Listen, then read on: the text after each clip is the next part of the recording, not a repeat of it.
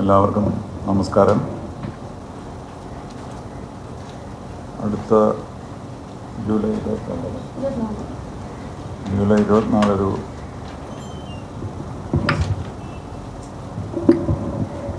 ഒരു പ്രത്യേക പരിപാടി ശ്രീവിദ്യ കലാനികേതൻ സംഘടിപ്പിച്ചിട്ടുണ്ട്. അതിൻ്റെ വിവരങ്ങൾ നൽകാനും അതിലേക്ക് നയിച്ച കാര്യങ്ങളെ വിശദീകരിക്കുവാണ് ഞങ്ങൾ നിങ്ങളുടെ മുമ്പിൽ എത്തിയിരിക്കുന്നത്. ശ്രീവിദ്യ കലാനികേതൻ 2012 പ്രവർത്തിച്ചു തുടങ്ങി. ഈ 10 വർഷത്തോളം സാംസ്കാരിക രംഗത്തും പലതരത്തിലുള്ള പ്രവർത്തനങ്ങൾ നടത്തിയത് വിജയിച്ചു കൊണ്ടിരിക്കുകയാണ്. ഈ കലാനികേതൻ സ്ഥാപിച്ചത് നമുക്കെല്ലാം അറിയാവുന്ന പ്രശസ്തയായ അഭിനേത്രി ശ്രീവിദ്യയുടെ ഓർമ്മ നിലനിർത്താനാണ്. അതിന് ഇനിഷ്യേറ്റീവ് എടുത്തത് നമ്മുടെ കൂടെ നിന്നുള്ള അഞ്ജിത. അവരെല്ലാം നിങ്ങൾക്ക് പരിചയമുണ്ടായിരിക്കാം. വളരെ പ്രശസ്തയായ നർത്തകിയാണ്, അതുപോലെ അഭിനേത്രിയും കൂടിയാണ്. ഈ ഓർഗനൈസേഷൻ നടത്തിക്കൊണ്ടിരിക്കുന്നത് പ്രധാനമായും അവർ തന്നെയാണ്. ശ്രീവിദ്യ കലാനികേതൻ എല്ലാ വർഷവും ജൂലൈ 24 ശ്രീവിദ്യയുടെ ജന്മദിനം ആഘോഷിക്കാറുണ്ട്. ഇത്തവണയും ജൂലൈ 24 വെമ്പാലവട്ടം ഭഗവതി ക്ഷേത്രത്തിൻ്റെ ഓഡിറ്റോറിയത്തിൽ വൈകിട്ട് 5:30 മണിക്ക് ഈ സമ്മേളനം നടക്കുന്നതായിരിക്കും. അതിൽ അധ്യക്ഷത വഹിക്കുന്നത് ശ്രീ KB ഗണേഷ് കുമാറാണ്. ഉദ്ഘാടനം ചെയ്യുന്നത് മന്ത്രി ശ്രീ സജി ചെറിയാനാണ്. കീനോട്ട് അഡ്രസ് നൽകുന്നത് അഡ്വൈസറി ബോർഡ് ചെയർമാനായ പ്രശസ്തയായ ശ്രീമതി ഭാഗ്യലക്ഷ്മിയാണ്. പിന്നെ അവാർഡുകൾ നൽകുന്നുണ്ട്. എല്ലാ വർഷവും ചെയ്യുന്ന പോലെ തന്നെ കലാരംഗത്ത് പ്രവർത്തിച്ചിട്ടുള്ള പ്രശസ്തരായ ചില വ്യക്തികൾക്ക് അവാർഡ് നൽകുന്നു. അതിലേറ്റവും പ്രധാനമായത് ശ്രീവിദ്യ കലാനിധി ശ്രീലത നമ്പൂതിരിക്കാണ് ലൈഫ് ടൈം അച്ചീവ്മെൻ്റ് അവാർഡ് കൊടുക്കുന്നത്. പിന്നീട് ഗുരു മൈഥിലി, പിന്നെ ഗുരു അംബിക മോഹൻ,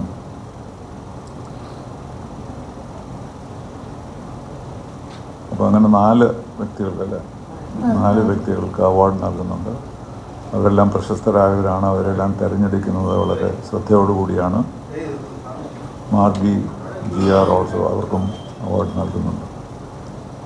അപ്പോൾ ഇതിൻ്റെ പ്രാധാന്യം ഉള്ളതുകൊണ്ട് ഞാനിതിൻ്റെ പേട്രണായ സ്ഥിതിക്ക് നിങ്ങളെല്ലാം ക്ഷണിച്ച് ഇത് അറിയിക്കാനാണ് ഞാൻ ഉദ്ദേശിക്കുന്നത്. ഞാനിതിൻ്റെ പേട്രണായതിൻ്റെ കഥ ഞാനൊരു ഡാൻസറോ കലാകാരനൊന്നും ആയതുകൊണ്ടല്ല. അഞ്ജിത ഞങ്ങളുടെ കുടുംബത്തിൻ്റെ ഒരു അംഗം പോലെയാണ്. വിശേഷിച്ചും എൻ്റെ പരാതിയായ ഭാര്യയുടെ ഏറ്റവും വലിയ സുഹൃത്തായിരുന്നു അഞ്ജിത. ഞങ്ങളുടെ വീട്ടിലെ ഒരു അംഗം പോലെയാണ്. ദിവസവും അഞ്ജിതയെ കണ്ടില്ലെങ്കിൽ ഞങ്ങൾക്ക് കഞ്ഞി പിടിക്കാൻ പറ്റില്ല. അപ്പോൾ അതുകൊണ്ട് എന്നോട് ഇതിനെ ക്ഷണിച്ചപ്പോൾ ഞാൻ വളരെ സന്തോഷത്തോടെ തന്നെ ഇതിൻ്റെ പേട്രണായി തുടരാൻ സമ്മതിച്ചു. ഇതിലെനിക്ക് വളരെ സന്തോഷമുണ്ട്. എനിക്ക് വ്യക്തിപരമായി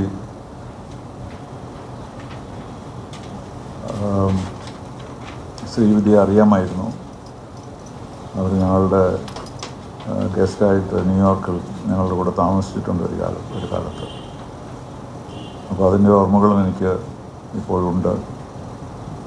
അപ്പോൾ അതുകൊണ്ട് ഇന്ന് രാവിലെ ഈ കാര്യങ്ങൾ നിങ്ങളെല്ലാം അറിയിക്കാൻ എനിക്ക് വലിയ സന്തോഷമുണ്ട്. തീർച്ചയായിട്ടും ശ്രീവിദ്യയെ പോലെ വലിയൊരു കലാകാരിയെ നമ്മളെപ്പോഴും ഓർമ്മിക്കേണ്ടതുണ്ട്, ബഹുമാനിക്കേണ്ടതുണ്ട്. അതിന് ശ്രീവിദ്യ കലാനികേതൻ നടത്തുന്ന ഈ ആനിവേഴ്സറി ഫംഗ്ഷനിൽ നിങ്ങളെല്ലാവരും പങ്കെടുക്കുമെന്നും വിശേഷിച്ചും പത്രപ്രവർത്തകരായ നിങ്ങളതിന് വേണ്ട പ്രോത്സാഹനം നൽകുമെന്നും ഞങ്ങൾ പ്രതീക്ഷിക്കുകയാണ്. എല്ലാവർക്കും നമസ്കാരം. സാറ് പറഞ്ഞതിൽ കൂടുതലൊന്നും പറയാനില്ല. പിന്നെ വിദ്യാമ്മയെ നമുക്കാർക്കും തന്നെ മറക്കാൻ സാധിക്കില്ല.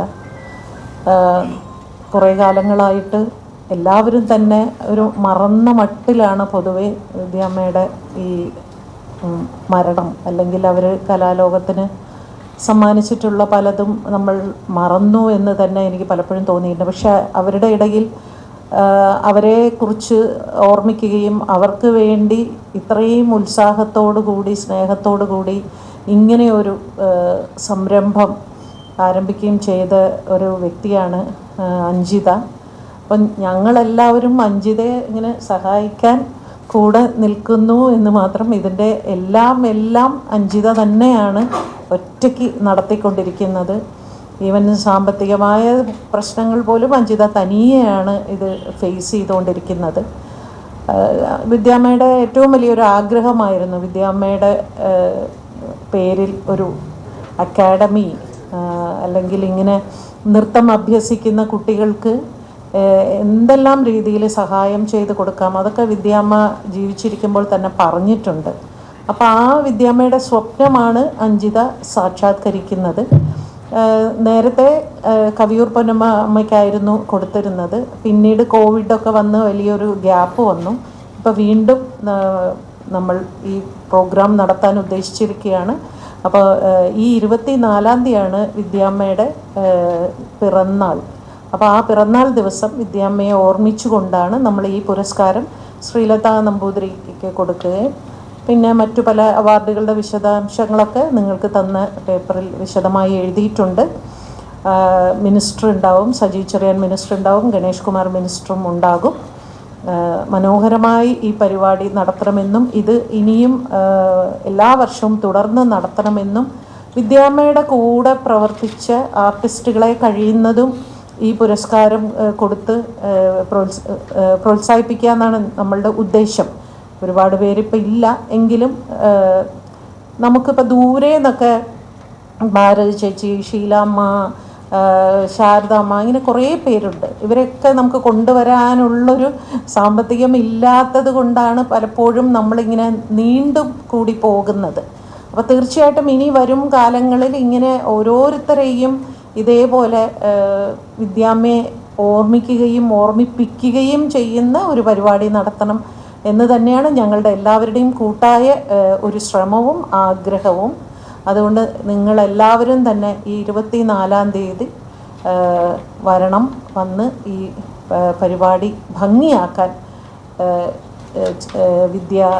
ശ്രീവിദ്യ കലാനികേതനോടൊപ്പം സഹകരിക്കണം എന്നുകൂടി എല്ലാവരോടും അഭ്യർത്ഥിക്കുന്നു. ചേച്ചിക്ക് എന്തെങ്കിലും പറയാനുണ്ടോ? എല്ലാവർക്കും നമസ്കാരം. ഇവിടെ കൂടിയുള്ളവർക്ക് എല്ലാവർക്കും ശ്രീവിദ്യ അമ്മയാണ്. എന്നെ സംബന്ധിച്ചിടത്തോളം വിദ്യയാണ്, വിദ്യാകുട്ടിന്ന്. കാരണം കൊച്ചുനാളിൽ ഞങ്ങൾ ഒരുമിച്ചാണ് പത്മിനി രാഗിൻ്റെ ട്രൂപ്പ് ഉണ്ടായിരുന്നത്. പത്മിനി രാഗിൻ്റെ വീടിൻ്റെ ഓപ്പോസിറ്റായിരുന്നു വരെ വീട്. അപ്പോൾ കൊച്ചിനെ ഞങ്ങളൊക്കെ ഒരുമിച്ച് കളിച്ച് വളർന്നതാണ്. അങ്ങനെ ഒരു ബന്ധവും കൂടി ശ്രീവിദ്യയായിട്ടുണ്ട്. അപ്പോൾ വിദ്യയുടെ ഇങ്ങനെയുള്ളൊരു ചടങ്ങിൽ പങ്കെടുക്കാനും അത് കണ്ട് ആനന്ദിക്കാനുള്ളൊരു അവസരം ദൈവം തന്നതിന് ഞാൻ നന്ദി പറയും ദൈവത്തോട്. തീർച്ചയായിട്ടും ഇതിന് പരിപൂർണമായിട്ടുള്ള അർഹത ഉള്ള ഒരു കുട്ടിയായിരുന്നു. എനിക്ക് കുട്ടീനെ പറയാനൊക്കെ. ഞങ്ങൾ എന്നെക്കാൾ ഇളയതാണ്, ഞങ്ങൾ ഒരുമിച്ച് കളിച്ച് വളർന്നതാണ്. എന്നെ ചേച്ചി എന്നാണ് വിളിച്ചുകൊണ്ടിരുന്നത്. കുഞ്ഞുനാളിലെ ശ്രീവിദ്യയുടെ കഴിവ് എത്രയുണ്ടെന്നുള്ളത് ഞങ്ങൾ കണ്ട് മനസ്സിലാക്കിയതാണ്. എന്തായിരുന്നാലും ആത്മാവിന് ശാന്തി.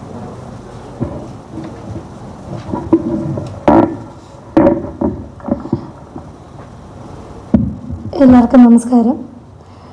ശ്രീവിദ്യ കലാനികേതൻ ഒരു കൾച്ചറൽ സൊസൈറ്റിയാണ്. അതിൻ്റെ കീഴിൽ ഡാൻസ് സ്കൂൾസും മ്യൂസിക് സ്കൂളും നടത്തുന്നുണ്ട്. ഞാനാണ് നടത്തുന്നത്.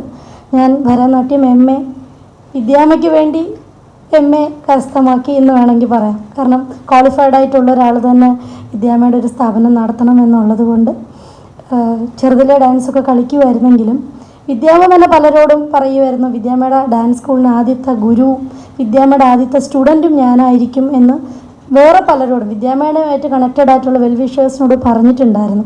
അവർ മോട്ടിവേറ്റ് ചെയ്തിട്ടാണ് ഞാനിങ്ങനെ ഒരു ഡാൻസ് സ്കൂൾ തുടങ്ങിയത്. വിദ്യാമ്മയുടെ മരണശേഷം 4 വർഷങ്ങൾക്ക് ശേഷം വിദ്യാമ്മയുടെ ഫ്രണ്ട്സ് ചെന്നൈയിൽ നിന്ന് വന്ന ഫ്രണ്ട്സും അങ്ങനെ കുറേ ഫ്രണ്ട്സിനോട് വിദ്യാമ്മ എന്നെക്കുറിച്ച് പറഞ്ഞിരുന്നു, അതെനിക്കറിയില്ലായിരുന്നു. അപ്പോൾ അങ്ങനെ ആ ഫ്രണ്ട്സ് എല്ലാവരും കൂടെ മോട്ടിവേറ്റ് ചെയ്തതിൻ്റെയും കുറച്ചൊന്നും എന്നെ കുറ്റപ്പെടുത്തുന്ന പോലെ അഞ്ജിത എല്ലാം ചെയ്യുമെന്ന് പറഞ്ഞിട്ടൊന്നും ചെയ്തില്ലല്ലോ എന്ന് പറഞ്ഞപ്പോഴാണ് ഞാനിങ്ങനെ ഒരു ഡാൻസ് സ്കൂളിനെ കുറിച്ച് ചിന്തിച്ചത്. ഇന്നിപ്പോൾ 4 സെൻറ്റേഴ്സാണ് നമുക്ക് ട്രിവാൻഡ്രത്തുള്ളത്. ഒന്ന് മുറിഞ്ഞപാലം, പിന്നൊന്ന് വെൺപാലവട്ടം ദേവി ക്ഷേത്രത്തിൻ്റെ ഹാള്, അത് നമുക്ക് സൗജന്യമായിട്ട് ഡാൻസ് ക്ലാസ് വിദ്യാമ്മയുടെ ഒരു ഇൻസ്റ്റിറ്റ്യൂഷനിൽ നടത്തിക്കോളൂ എന്ന് പറഞ്ഞ് നടത്തിയിരിക്കുന്നു. ബാക്കി എല്ലായിടത്തും ഞാൻ റെൻറ്റ് കൊടുത്ത് ഡാൻസ് ക്ലാസ് നടത്തുന്നതാണ്. പേരൂർക്കട, പിന്നെ ജഗതി, ഇങ്ങനെ 4 സെൻറ്റേഴ്സാണ് തിരുവനന്തപുരത്തുള്ളത്. എല്ലായിടത്തും ഞാൻ തന്നെയാണ് ക്ലാസ് എടുക്കുന്നത്. കുട്ടികളുടെ പ്രോഗ്രാമും ഉണ്ടാകും. ഈ വർഷത്തെ ഇവൻറ്റ് നമുക്ക് എൻ്റെ ഡാൻസ് സ്കൂളിലെ പാരൻസാണ് നടത്താൻ സഹായിക്കുന്നത്.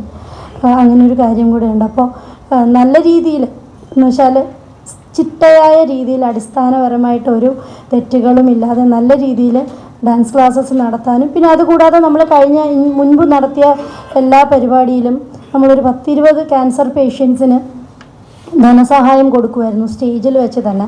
അത് എൻ്റെ ഒരു രീതി എന്ന് പറയുന്നത് ഇതിൽ നിന്ന് കിട്ടുന്ന പൈസ ഇതിൽ തന്നെ എന്തെങ്കിലും നല്ല കാര്യങ്ങൾക്ക് പ്രവർത്തിക്കുക എന്നുള്ളതാണ്.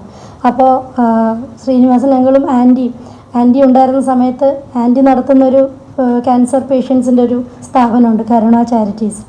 അപ്പോൾ കരുണയിലെ പേഷ്യൻസിനെ കൂടെ ഹെൽപ്പ് ചെയ്യാൻ നമുക്ക് പറ്റണം കല കൊണ്ട് എന്നത്, ഈ രണ്ടും കൂടെ ഇൻകോർപ്പറേറ്റ് ചെയ്ത് കൊണ്ട് പോകണം എന്നുള്ളൊരു ഉദ്ദേശത്തിലാണ് നമ്മളിത് ചെയ്തതും.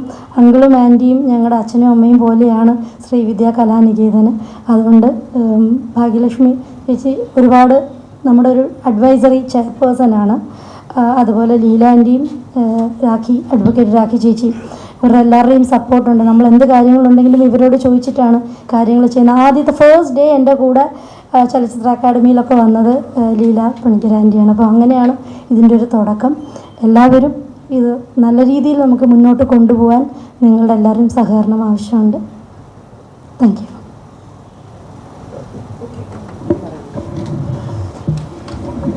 ഇവിടെ അഞ്ജിത് സൂചിപ്പിച്ചതുപോലെ ഞാനൊരു ആസ്വാദക മാത്രമാണ്, ശ്രീവിദ്യയെ അടുത്ത് പരിചയപ്പെട്ട വ്യക്തിയല്ല.